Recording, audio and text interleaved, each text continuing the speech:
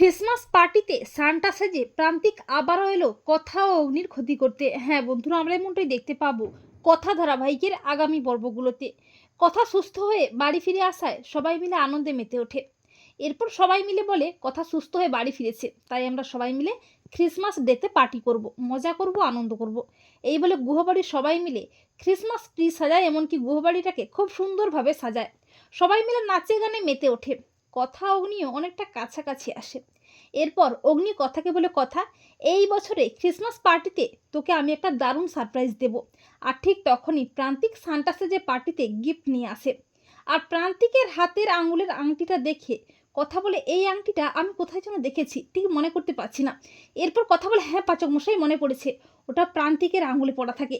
তার মানে প্রান্তিক এসেছিল। তো বন্ধুরা, তোমরা এটাই চাও তো যে প্রান্তিক যেন এবার হাতে নাতে ধরা পড়ে কথা ও অগ্নির কাছে? কমেন্ট করে জানাতে ভুলো না যেন তোমাদের মতামতটি।